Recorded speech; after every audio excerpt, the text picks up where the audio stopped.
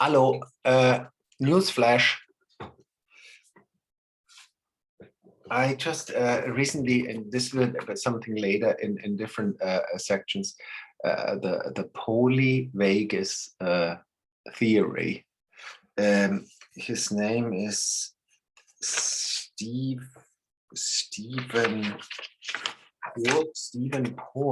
I think it's Stephen Porges, and he is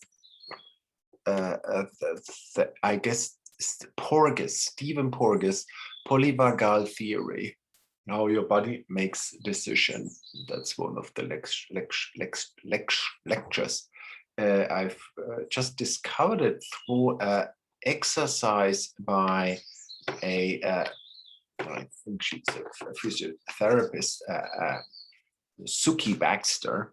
And these are the exercises with the ears, where you have kind of like try to get in contact with your vagus nerve. The vagus nerve, that is cranial nerve that comes here from the brain up into your digestive system. So, but in that pod, I listened to it where Steve Porges was asked to explain some aspects of the polyvagal theory. He got to the point, and that I think it's interesting. He's speaking about academics, but I think it's even relevant for artists. So he said, kind of like, as he himself is working in academia, and this doesn't mean the fine arts, so in academia, university for many, many, many years, he has learned and understood that this is comes with a vulnerability. It's a vulnerable world. And the reason for that is that everyone is evaluating each other all the time. And what? Everyone is evaluating each other all the time. And this is something that is before the kind of like a bureaucratic evaluation and accreditation of programs. No, and then yes, that's actually true. So it's a permanent kind of competition. Who's right, who is wrong, who says what. So, and then I got to the point, yeah, it's even worse in the arts, because academic has this kind of profession. Let's say he's a chemist or studied literature or heart diseases. So then you actually evaluate it in the normal case on the delivery of your professional kind of contributions. So, but now with the arts, it's kind of like even more bizarre, because there is not such a thing as everything can be relevant for an artist. That would actually, in the consequence, lead to a kind of a total evaluation all the time, not only of your professional activities, but all the time, the social, the emotional, the intellectual, the practice, the painting, the thinking.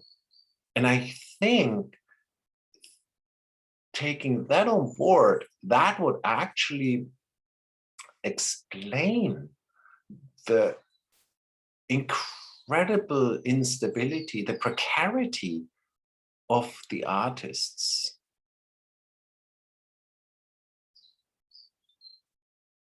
So, and now bringing another thing that, as Stephen said, he's speaking then about creativity, academic creativity, how to get ideas and think productive forward. Creativity needs security.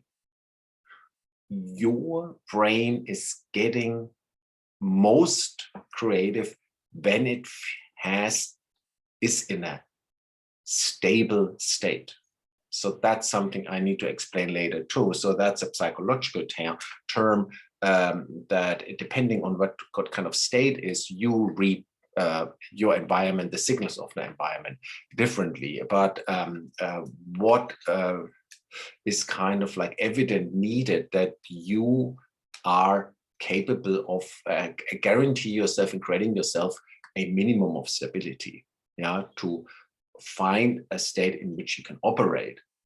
But now going back, when everything what you do in whatever is actually evaluated, you are actually in a constant state of stress, anxiety, nervousness, and that is totally counterproductive to actually be creative. So that is a kind of such a, I need a little bit more to think about that, but I think that would explain a lot. Because then when you actually evaluate other people, you create actually instability. You actually could, it could become an evolutionary race to instabilize each other, to kind of like diminish their creativity. So, but there is at least one solution that he would kind of, how he would try to get out of that academia vulnerability, to understand that this is a pragmatic parameter of the academic world. Yeah, so that you actually read the vulnerability as part of your job. When you get a feedback from your colleagues, peer feedback, then that you actually do not react with the kind of existential fear.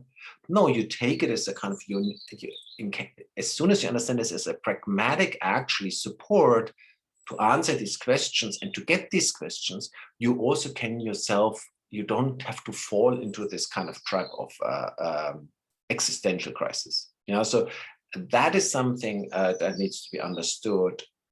I don't know how that could actually work, but to get down the questioning as actually a pragmatic part of that kind of environment and diffuse the kind of like existential fear.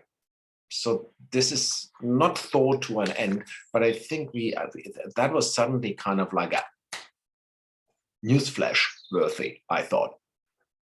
Have a nice evening, nevertheless.